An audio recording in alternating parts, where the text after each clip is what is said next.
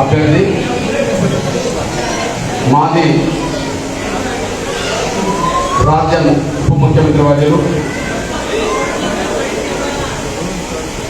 గోవింద్ కారజోల్ గారి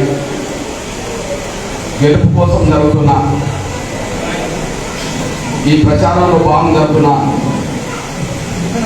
సభ వేదిక మీద ఉండబడే సోదరులు ఎమ్మెల్సీ రవికుమార్ గారికి, వేదిక మీద ఉండబడే దండోర అధ్యక్షులు తమ్ముడు నరసప్ప మాదిగా, వేదిక మీద ఉండబడే శెట్టి కుమారస్వామి మరియు పార్టీ పెద్దలు సోదరులైన ప్రతి ఒక్కరికి, ఇక్కడ ఉండబడే ఈ సభలో పాల్గొన్న నా మాదిగా మరియు గిరిజన పేద వర్గాలకు సంబంధించిన నా తల్లులు అక్కలు చెల్లెలకి, వివిధ కులాల తెగల పెద్దలందరికీ, పాత్రికేయ మిత్రులకు, ఎలక్ట్రానిక్ సోదరులందరికీ ప్రతి ఒక్కరికి ముందుగా నా హృదయపూర్వక నమస్కారం తెలియజేస్తున్నాను.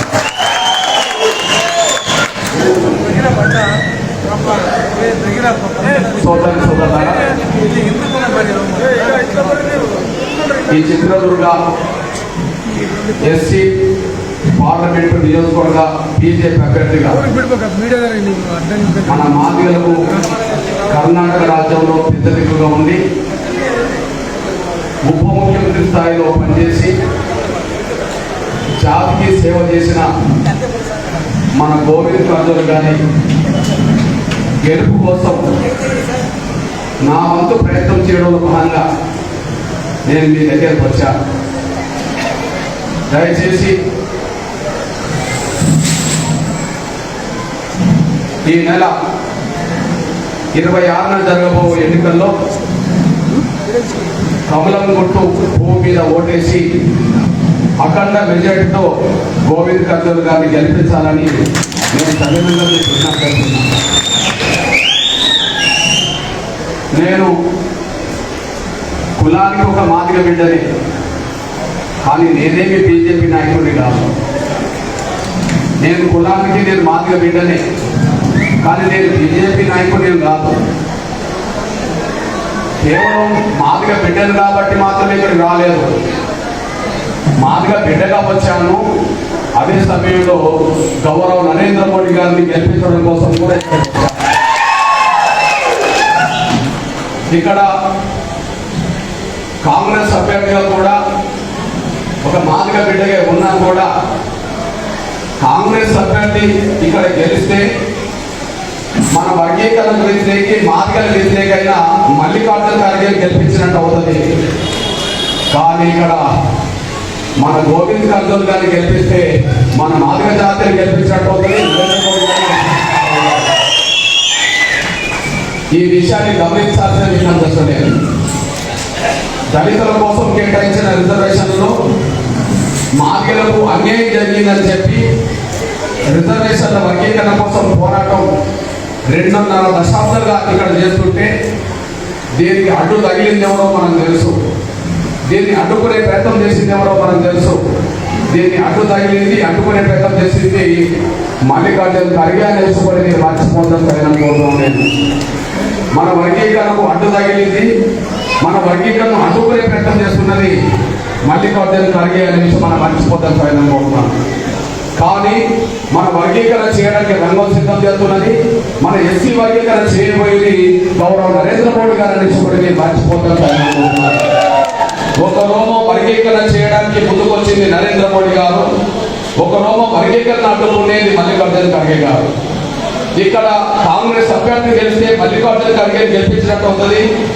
ఇక్కడ గోవింద్ కారజోల్ అన్నని గెలిపిస్తే గౌరవ నరేంద్ర మోడీ గారిని గెలిపించినట్టు అవుతుంది. ఇక్కడ కాంగ్రెస్ అభ్యర్థి గెలిచి మన పుట్టగొట్టినట్టు అవుతుంది. కానీ బీజేపీ అభ్యర్థి గెలిస్తే మనం కడుపు నింపుకోవడానికి అవకాశం ఉంటుంది, ఆకలి తీరిపోతుంది. దీన్ని గమనించాల్సింది సరైనగా కనిపిస్తుంది. అదే సమయంలో ఇక్కడ నిలబడ్డ మన బీజేపీ అభ్యర్థి అనబడుతున్న గోవింద్ కారజోల్ గారు దాదాపు సీనియర్ నాయకుడు. మన కులంలో అత్యంత సీనియర్ నాయకుడు ఎవరైనా ఉంటే గోవింద్ కారజోల్ గారే, అందులో బీజేపీ వైపు నుంచి. ఆయన ఏ స్థాయికి ఎదిగినాడు అంటే మొన్నటి వరకు యడ్యూరప్ప గవర్నమెంట్ లో డిప్యూటీ సీఎం స్థాయికి ఎదిగిన వ్యక్తి మనకు గోవింద్ రాజావు గారు అనేసి మర్చిపోదు. నిన్నటి బొమ్మాయి గారి గవర్నమెంట్ లో ఒక సీనియర్ మంత్రిగా ఉన్న విషయం కూడా మనం మర్చిపోతాం పైన కోర్టులో. నేను అట్లాంటి అన్నను మాదిగ ఉద్యమానికి నిరంతరం అన్నకున్న అన్నను మాదిగ ఉద్యమానికి నిరంతరం చేయించిన అన్నను అన్న మంత్రిగా ఉన్నప్పుడే బొమ్మాయి గారి ప్రభుత్వం ఎస్సీ రిజర్వేషన్ వర్గీకరణ ఆమోదిస్తూ కేబినెట్ తీర్మానం చేసి కేంద్రానికి పంపిణీ ఉంచుకుని మర్చిపోతాం. కాంగ్రెస్ కాంగ్రెస్ పాలనలో చలవాదీల మాలల పెత్తనం లేకుంటది కాబట్టి అక్కడ తీర్మానం జరగలేదు. కానీ బీజేపీలో మాత్రం మాదిగలకు న్యాయం జరగదు కాబట్టి తీర్మానం చేసి పంపించాలని అందువల్ల మన జాతి ప్రయోజనాలను అడ్డుకునేది కాంగ్రెస్, మన జాతి ప్రయోజనాలకు పెద్దపీట వేసేది బీజేపీ నేర్చుకోవడానికి మర్చిపోతాం సార్ నేను కోరుతున్నాను. ఇప్పుడు మీ అన్నగా మీ బిడ్డగా కాంగ్రెస్ కు బీజేపీకి మధ్యలో ఒక 2-3 తేడాలు మీరు గమనిస్తే మనం ఎవరి వైపు పండుగ ఉండాలో తెలుసుకోవడానికి ఒక అవకాశం ఉన్నది. ఇప్పుడు మీ అందరికీ తెలుసు, ఈ కర్ణాటక నుంచి దళిత నాయకుడు అనబడుతున్న చలవాది వర్గానికి సంబంధించిన వ్యక్తి కాంగ్రెస్ పార్టీకి జాతీయ అధ్యక్షుడు ఉన్నాడు. అంటే దళిత వర్గానికి సంబంధించిన చలవాదికి సంబంధించిన మల్లికార్జున ఖర్గే కాంగ్రెస్ పార్టీకి జాతీయ అధ్యక్షుడు ఉన్నాడు. అంటే కాంగ్రెస్ పార్టీకి జాతీయ అధ్యక్షుడిగా వచ్చింది, ఇక్కడ చలవాదులకు వచ్చింది. కానీ అదే బీజేపీ జాతీయ పార్టీ అధ్యక్షుడిగా తెలంగాణ హైదరాబాద్ సంబంధించిన బంగారు లక్ష్మణాన్ని మాదిగైన జాతీయ అధ్యక్షుడు చేసింది. అంటే కాంగ్రెస్ పార్టీ జాతీయ అధ్యక్షుడిని చలవాదిని చేస్తే బీజేపీ జాతీయ అధ్యక్షుడిని ఒక మాదిగని చేసింది అనేసి కూడా మీరు మర్చిపోతారని అనుకుంటున్నాను. తేడా మీరు చూస్తే బీజేపీ మనకు అనుకూలంగా ఉంటుంది అనడానికి అది సాక్ష్యమా కాదా మీరు పేరు చేసుకోవాల్సిందే వ్యక్తం. నేను ఇక రెండోది మీరు చూడండి ఒకసారి మీరు ఆలోచిస్తే కాంగ్రెస్ ఎవరికి పెద్ద పెట్టేస్తుంది, బీజేపీ ఎవరికి పెద్ద పెట్టేస్తుందో ఒకసారి పేరు చేసుకోవడానికి ఒకసారి మీరు విశ్లేషించి ఆలోచించుకోవడానికి రెండో విషయం చెప్తాను, మీరు గమనించండి. ఒకటి మీ అందరూ తెలుసు, గత సిద్ధరామయ్య గవర్నమెంట్ లో ముఖ్యమంత్రి ఉన్నప్పుడు డిప్యూటీ సీఎం ఎవరో మీ అందరికీ తెలుసు, మాల పరమేశ్వర్. ఆ విషయం మీ అందరూ తెలుసు. కానీ బీజేపీ యడ్యూరప్ప గవర్నమెంట్ లో డిప్యూటీ సీఎం మన గోవింద్ రాజావు అనేసి కూడా మీరు మర్చిపోతారు. అంటే సీఎం తర్వాత డిప్యూటీ సీఎం 2వ స్థానం, ముఖ్యమంత్రి తర్వాత ఉప ముఖ్యమంత్రి 2వ స్థానం. ఆ 2వ స్థానం కాంగ్రెస్ పార్టీలో మాదిగలకు వస్తే ఆ 2వ స్థానం బీజేపీలో మాదిగలకు వచ్చిన విషయం కూడా మీరు మర్చిపోతారని అనుకుంటున్నాను. మూడో విషయం మీరు గమనించండి. గత అసెంబ్లీ ఎన్నికల్లో కాంగ్రెస్ పార్టీ మాదిగలకు 6 సీట్లు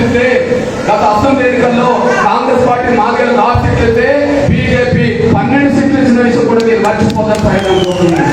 దీన్ని బట్టి మీరు చూడండి, కాంగ్రెస్ పార్టీ జాతీయ అధ్యక్షుడిని మాల చలవాదిని చేస్తే బీజేపీ జాతీయ అధ్యక్షుడిని మాదిగని చేసింది. కాంగ్రెస్ పార్టీ ఉప ముఖ్యమంత్రి పరమేశ్వర్ మాలను చేస్తే బీజేపీ ఉప ముఖ్యమంత్రి మన గోవింద్ రాజావు మాదిగని చేసింది. కాంగ్రెస్ పార్టీ ఎమ్మెల్యేలుగా 6 సీట్లు అవకాశం ఇస్తే బీజేపీ 12 సీట్లు ఇచ్చిందంటే మాదిగల కోసం ఉన్నది బీజేపీ. నేను చెప్పేది అబద్ధాలు చెప్పడానికి ఇక్కడ రాలే. నేను చెప్పేది అబద్ధం అయితే ఈ మాట అబద్ధాలు నేను చెప్పినా నేను కూడా ఇంటా. నేను చెప్పేది అబద్ధాలు చెప్పడానికి రాలే, ఉన్న వాస్తవాలు కర్ణాటక విషయాలు చెప్పడానికి వచ్చాను. కాబట్టి మాదిగలకు పెద్ద పెట్టేసేది ఎవరు అంటే మళ్ళా మీ అందరూ తెలుసు, ఎస్సీ వర్గీకరణ జరిగితేనే మన పిల్లల చదువులు ముందుకెళ్తాయి. ఎస్సీ వర్గీకరణ జరిగితేనే మన పిల్లలకు ఉద్యోగాలు వస్తాయి. ఎస్సీ వర్గీకరణ జరగకపోతే ఉద్యోగాలు చదువుకునే అవకాశాలు చలవాదిలే కొనగొడతారనే విషయం మనందరూ తెలుసు. జస్టిస్ సదాశివన్ కమిషన్ వేసిన కాంగ్రెసే దాన్ని పట్టించుకోలేదు. కాంగ్రెస్ చేసిన జస్టిస్ సదాశివ కమిషన్ ను అమలు చేసే ప్రయత్నం చేసింది బీజేపీ బొమ్మాయి గారి ప్రభుత్వం అనేది కూడా మర్చిపోవడం ప్రయత్నం చేస్తున్నాను. అంటే ఎస్సీ వర్గీకరణకు అనుకూలంగా ముందుకొచ్చింది బీజేపీ, ఎస్సీ వర్గీకరణకు అనుకూలంగా రాంది కాంగ్రెస్. డిప్యూటీ సీఎం ఇచ్చింది మన బీజేపీ, డిప్యూటీ సీఎం ఇచ్చింది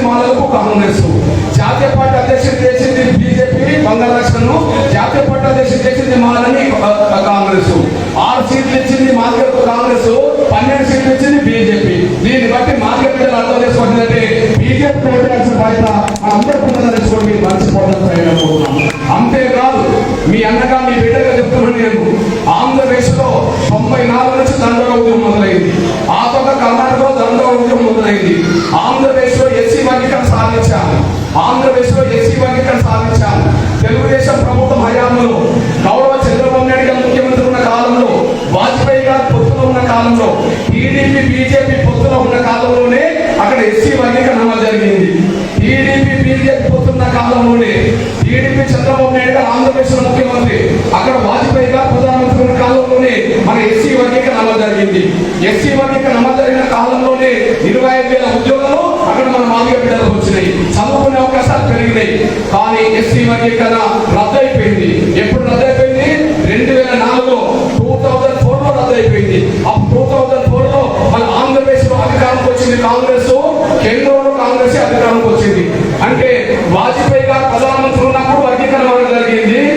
మళ్ళా మన్మోహన్ సింగ్ గారు ప్రభుత్వం వచ్చినాక వర్గీకరణ రద్దయిపోయింది.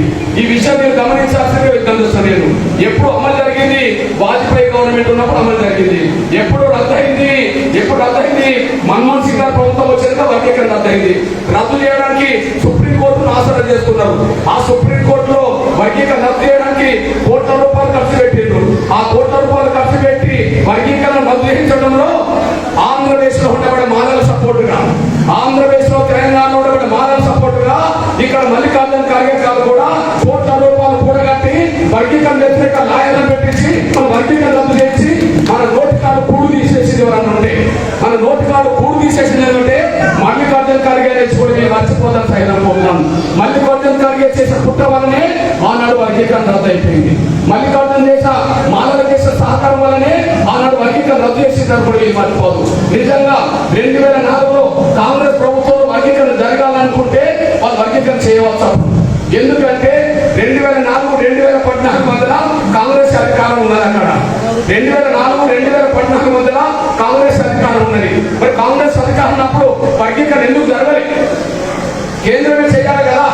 2004, 2014 మధ్య కాంగ్రెస్ అధికారం ఉన్నది కదా. కానీ కాంగ్రెస్ లో చక్రం తిప్పింది ఎవరు? కాంగ్రెస్ లో ఇప్పుడు చక్రం తిప్పుతున్నది ఎవరు? ఆనాడు కాంగ్రెస్ లో చక్రం తిప్పింది ఎవరు? ఈనాడు కాంగ్రెస్ లో చక్రం తిప్పుతుందంటే మల్లికార్జున ఖార్గే కేంద్ర ప్రభుత్వంలో క్యాబినెట్ మినిస్టర్ గా ఉండి వర్గీకరణను ఆపిండు. వర్గీకరణ జరగకుండా అడ్డుకున్నాడని చెప్పి మర్చిపోతాను సాయంత్రం. అంటే దీన్ని బట్టి మీరు అర్థం చేసుకోండి. ఎస్సీ వర్గీకరణను సుప్రీంకోర్టు ద్వారా లాయర్లు పెట్టించి కోట్ల రూపాయలు వెళ్తుంది మన వర్గీకరణ రద్దు చేయించింది మల్లికార్జున ఖార్గే గారు.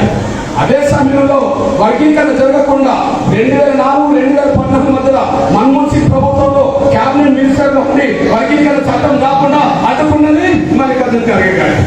మరి ఇప్పుడు ఇక్కడ చెప్పుకోవడానికి మాదిగ అభ్యర్థి కాంగ్రెస్ ఉన్నా ఎవరు మాట వింటాడు? చెప్పుకోవడానికి వర్గీకరణ ఎవరు మాట వింటాడు? మల్లికార్జున ఖార్గే మాట ఈయన వింటాడా? ఈయన మాట మల్లికార్జున అంటే మన మాదిగ అభ్యర్థి కాంగ్రెస్ అభ్యర్థి కావచ్చు. కానీ మల్లికార్జున ఖార్గే ఎక్కడ కూర్చోమంటే అక్కడ కూర్చుంటాడు. పద్దు వర్గీకరణ అంటే మౌనంగా ఉంటాడు.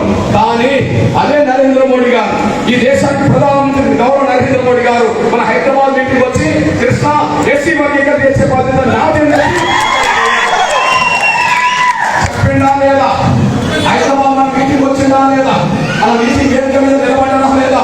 మన కన్నీరు చూసిందా లేదా? మన అప్పులు చేస్తున్నా లేదా? మన అభయంతం ఇచ్చిందా లేదా? అన్నీ చేసిండు. అంటే ఆనాడు కేంద్రంలో మన్మోహన్ సింగ్ ప్రభుత్వం ఉన్నప్పుడు, ఈయన క్యాబినెట్ ఉన్నప్పుడు మన వర్గీకరణ రద్దయింది. వర్గీకరణను ఆపగలిగించుకోవాలి. కానీ ఇప్పుడు సుప్రీంకోర్టు విచారణ ఎప్పుడు జరిగింది?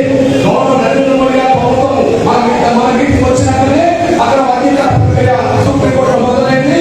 రేపు మాకు సుప్రీంకోర్టులో తీర్పు వస్తే మన జాతి గెలిస్తే మన బిడ్డలు అంటే మీ అందరూ చెప్తున్నది ఏంటంటే గౌరవ నరేంద్ర మోడీ గారి ప్రధానమంత్రి అవుతేనే మన వర్గీకరణ సహకారం నెరవేరుతుంది. వర్గీకరణ సహకారం నెరవేరుతుంది మన పిల్లల చదువులు ముందుకెళ్తాయి, మన ఉద్యోగాలు ముందుకు వస్తాయి. అది రానున్న వరకు మాత్రం మన పిల్లల భవిష్యత్తు లేదని కూడా నేను మర్చిపోతాను అనుకుంటున్నాను. అందులో మనకు మన పిల్లలకు భవిష్యత్తు ఉండాలంటే, మన పిల్లల చదువులు ముందుకెళ్ళాలంటే, మన పిల్లలకు ఉద్యోగాలు రావాలంటే, ఆర్థికంగా మనం బాగుపడాలంటే, రాజకీయంగా పైకి రావాలంటే ఇక్కడ గోవింద్ గారు గెలుపు అనివార్యం కావాలని మర్చిపోతాను. ఇకపోతే మీ అన్నగా మీ బిడ్డగా ఒక విషయం గుర్తు చేస్తున్నాడు. పాత్రిక ఏదో పాత సాధ్యం ఉన్నది. 6 లేఖ మందిరం ఓటు చేసినట్టుగా ఆరోగ్యంగా మద్దతు ఓటు చేసినప్పుడు పాలన సమస్య ఉంటుంది.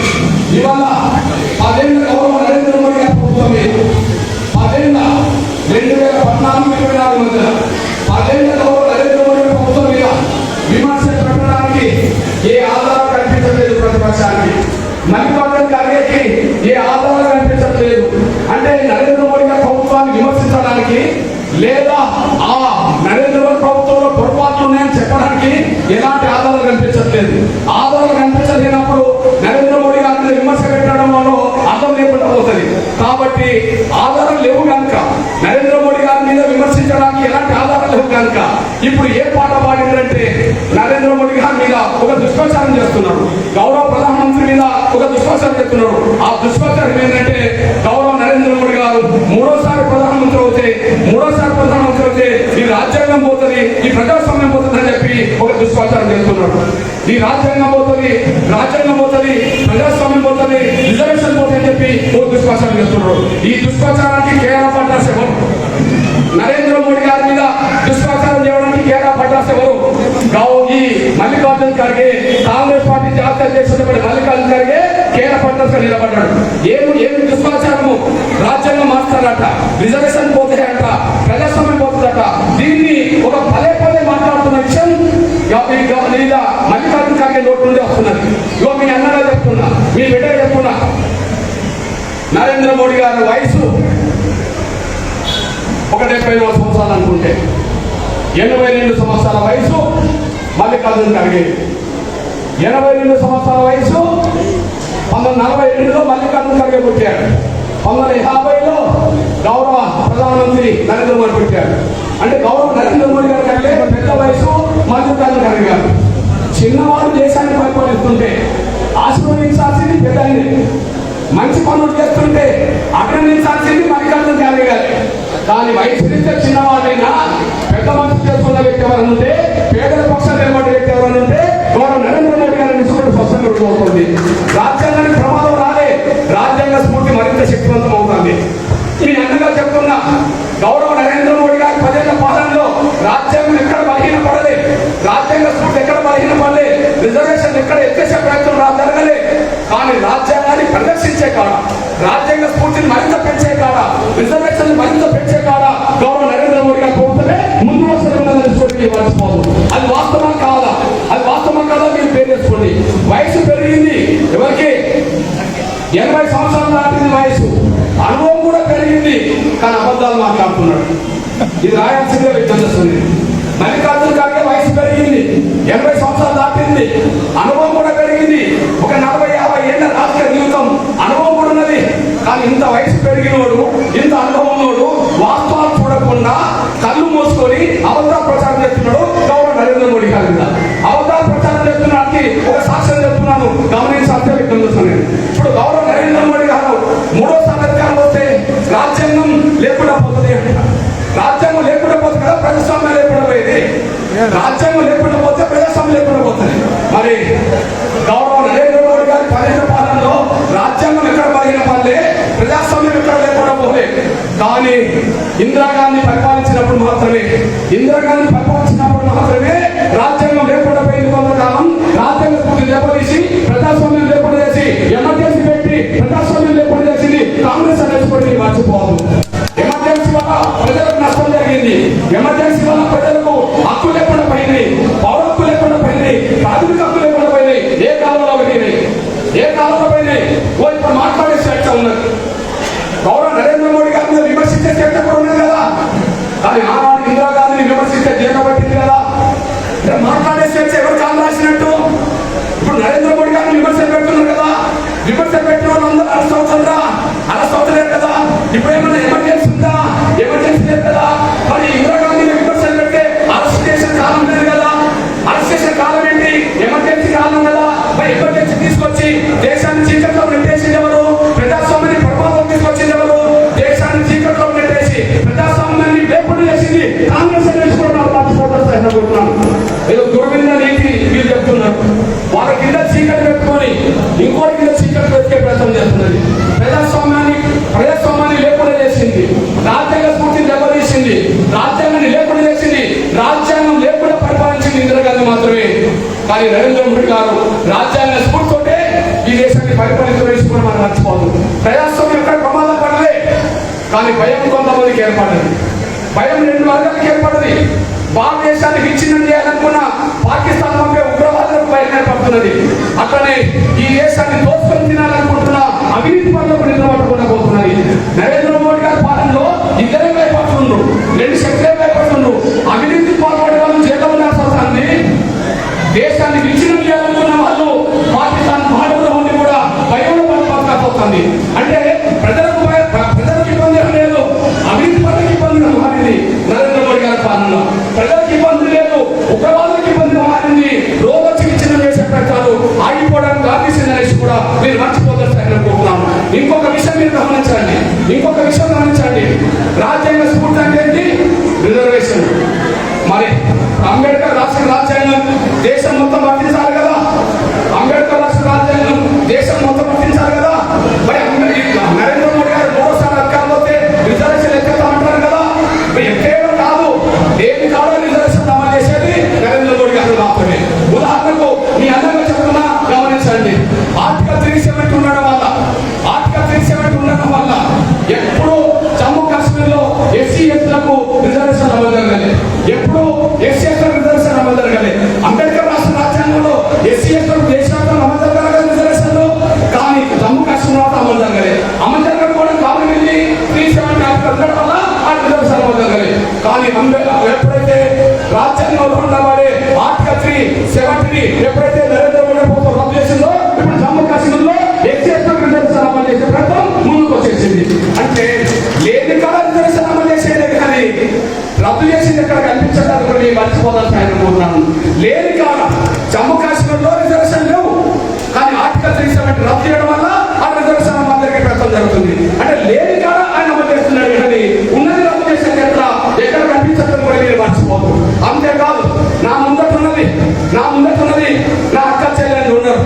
వాళ్ళు కేవలం ఓటర్లుగా కింది స్థాయిలో ఓటర్లుగానే ఉండద్దు, వాళ్ళు పరిపాలనలో భాగస్వాములు కావాలి, వాళ్ళు చట్టసభలో భాగస్వాములు కావాలని చెప్పి మరి పార్లమెంట్లో మహిళా బిల్లు తీసుకొచ్చింది ఎవరు?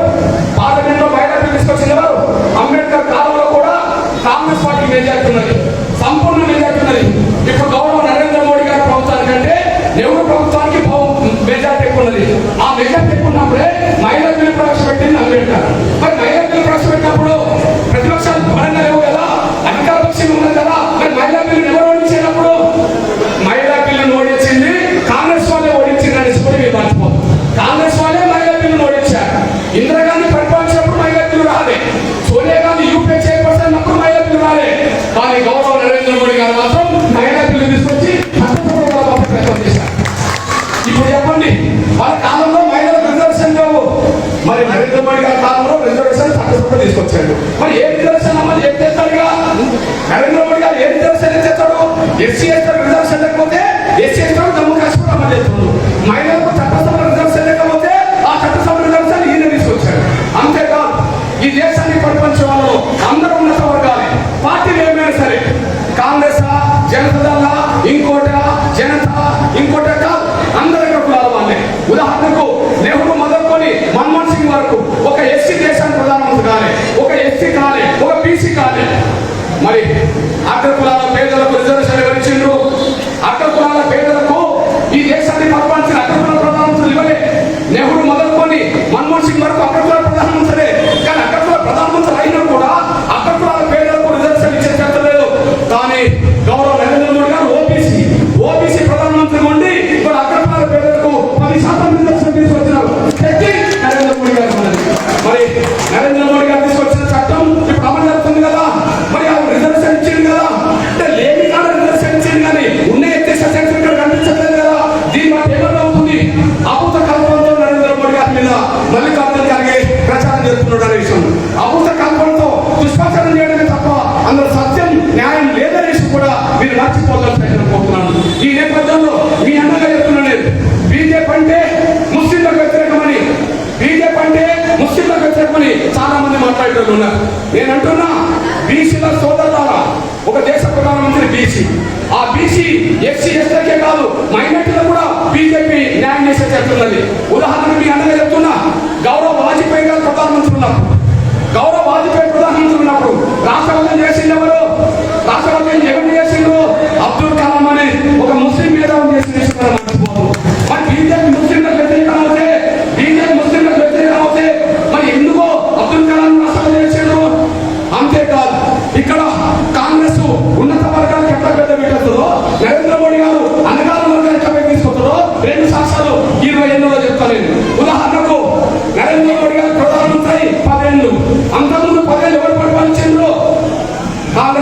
వచ్చింది. ఎవరు ప్రధానమంత్రి? మన్మోహన్ సింగ్ ప్రధానమంత్రి. అప్పుడు నడిపించిన వాళ్ళు సోనియా గాంధీ నడిపించారు. మరి 2004-2014 మధ్యన 2 సందర్భాల్లో రాష్ట్రపతి చేసుకునే అధికారం ఆ పదము కాంగ్రెస్ ఉన్నది. మరి ఎవరు చేసిండ్రు? 2 సార్లు రాష్ట్రపతిగా పదవి ఎవరు చేసిండ్రు? అగ్రవర్ణాలు చేసిండ్రు. ప్రతిభా పాటిల్ ఒక మహిళ రాష్ట్రపతి అయింది కాంగ్రెస్ లో, బ్రాహ్మణ్. ప్రణబ్ ముఖర్జీ రాష్ట్రపతి అయ్యారు మరి కాంగ్రెస్ లో, ఒక బ్రాహ్మణ్. అంటే 2 సార్లు 2004-2014 మధ్యన 12లో ఇద్దరిని రాష్ట్రపతి చేసుకునే అధికారం శక్తి కాంగ్రెస్ ఉన్నది. ఒక మహిళను చేసినా బ్రాహ్మణ్యం చేసిండ్రు, ఒక పురుషుని చేసినా బ్రాహ్మణ్యం చేశారు. మరి నరేంద్ర మోడీ గారు ఎవరు చేసిండ్రు? గౌరవ నరేంద్ర మోడీ గారు ఓబీసీ కదా, మరి ఓబీసీ ప్రధానమంత్రి ఎవరిని రాష్ట్రపతి చేసిండ్రు? మొదటిసారి ప్రధానమంత్రిగా నరేంద్ర మోడీ గారికి శక్తి వచ్చినప్పుడు దళిత వర్గాల నుంచే రామ్నాథ్ కోవింద్ రాష్ట్రపతి చేసిండ్రు. రెండోసారి అధికారం వస్తే మెజార్టీ ఉన్న ఈ నరేంద్ర మోడీ గారు రాష్ట్రపతి రెండోసారి ఏం చేసిండ్రు? మళ్ళీ ద్రౌపది ముర్ము అనే మన ఆదివాసి గిరిజన బిడ్డలు చేసిందని ఇప్పుడు చెప్పండి తేడా ఎవరు వచ్చిందో? దళిత గిరిజన వర్గాలను ఆ పదవిని ఎందుకు రాష్ట్రపతి చేయలేదు? మహిళలు చేసినా రాష్ట్రపతిని బ్రాహ్మణ చేసిండ్రు, పురుషులను చేసినా రాష్ట్రపతిని బ్రాహ్మణ చేసిండ్రు. నరేంద్ర మోడీ గారు ఏం చేసిండ్రు? ఒక ఓబీసీ కంటే తక్కువ వర్గాలను పడుతున్నా, కింది వర్గాలను పడుతున్నా దళిత గిరిజనులనే పైకి తీసుకొచ్చిండు.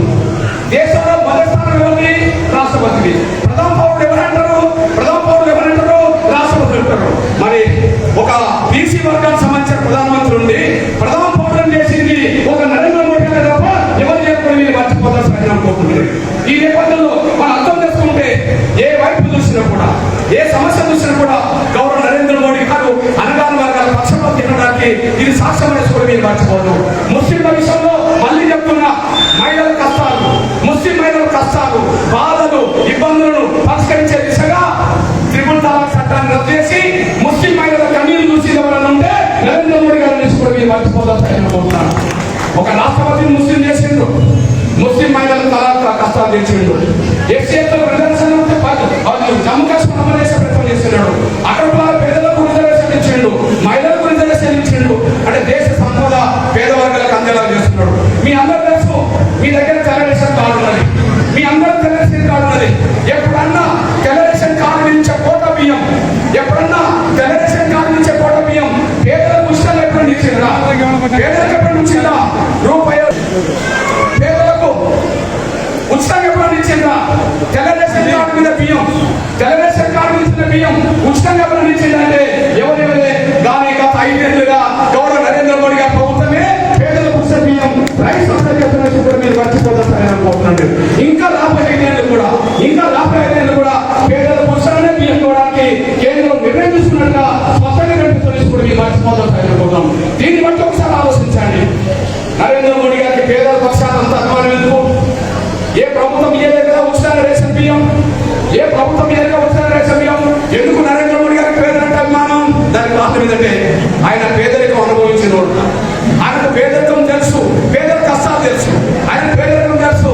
వాళ్ళ తండ్రి ఒక చిన్న రైల్వే స్టేషన్ లో టీ అమ్ముకునే కాడ ఉంటే టీ గ్లాసులు కడిగే కాడ నరేంద్ర మోడీ అన్నారు. తల్లి పిల్లల్ని పోషించుకోవడానికి పక్కిళ్ళలో పేషెంట్ తోమే కాడ తల్లి ఉంటే ఆ పేషెంట్ తో దాంతో వచ్చిన ఆదాయంతో పిల్లల్ని పోషించుకున్నాడు. అంటే ఆకలి తెలుసు, బాధలు తెలుసు, పేదరికం తెలుసు. కాబట్టి ఆయన ప్రభుత్వంలో ఏ పేదలు తిండి లేకుంటున్నారు, ఆయన ప్రభుత్వంలో ఏ పేదలు కడుపు ఆకలితో ఉండదని చెప్పి పేదల కడుపులో ఆకలి బాధలు తీర్చేవాడు నరేంద్ర మోడీ అనేసి కూడా మనం మర్చిపోదాల్సి అనుకుంటున్నాను. అందువల్ల ఈ దేశానికి ప్రధానమంత్రి ఎవరు కావాలి? నిజంగా ఈ దేశం విచ్ఛిన్నం కావద్దనుకుంటే, ఉగ్రవాదుల దాడులకు దేశం గురి కావద్దనుకుంటే సమర్థుడైన నరేంద్ర మోడీ గారే ఈ దేశానికి ప్రధానమంత్రి ఉండాలి. ఈ దేశంలో అవినీతి ఉండదు అనుకుంటే, కాంగ్రెస్ హయాంలో ఎప్పుడు ఏ పేపర్ చూసినా ఈ స్కామ్ ఆ స్కామ్ అనేది పేపర్లు వచ్చేది. ఈ 10 ఏ స్కామ్ పేపర్ రాలేదు, కానీ స్కామ్ చేసిన వాళ్ళందరూ జైల్లో ఉంటున్న పేపర్లు మాత్రం మనం చూస్తున్నాం. ఆనాడు స్కామ్ పేపర్లకు వచ్చేది, ఈనాడు స్కామ్ చేసిన వాళ్ళు మాత్రం జైల్లో ఉండాల్సి వచ్చింది. అంటే అవినీతి అరికట్టే కాదు ఎవరు ఉంటున్నారు? నరేంద్ర మోడీ గారు. దేశ భద్రత కాదు ఎవరు కాపాడాలంటున్నారు? నరేంద్ర మోడీ గారు. పేదల ఆకలి తీర్చే కాదు ఎవరు ఉంటున్నారు? నరేంద్ర మోడీ గారు.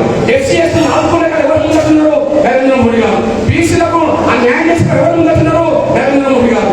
మహిళలకు న్యాయం చేసే కదా ఎవరు ఉంటున్నారు? నరేంద్ర మోడీ గారు. ముస్లింలకు న్యాయం చేసే ఎవరు ఉంటున్నారు? నరేంద్ర మోడీ గారు. ఇది కాదని ఎవరైనా చెప్తారా? వయసు పెరిగింది మల్లికార్జున ఖర్గే, అనుభవం పెరిగింది, అబద్ధాలు మాట్లాడుతున్నారు. వయసు పెరిగింది, అనుభవం ఉన్నది, వయసు 82 ఏళ్ళు, అనుభవం 50 ఏళ్ళు అంటాడు.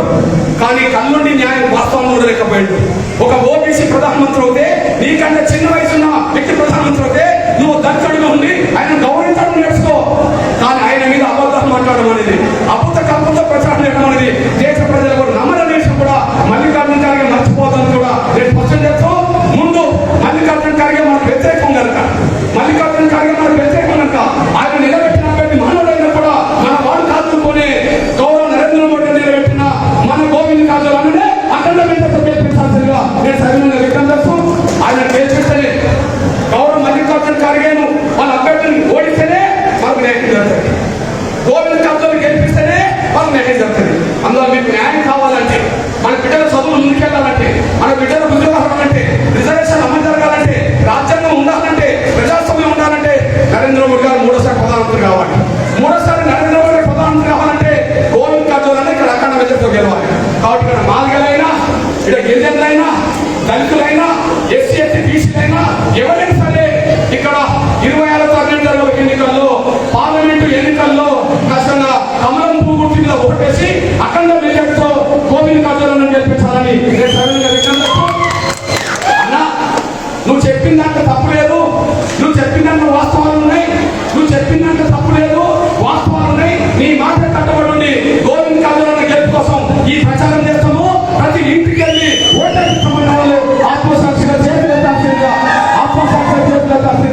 విజ్ఞప్తి చేస్తూ బయలుదేరుతాను. జై భీమ్, జై దివాన్, జై పూలే.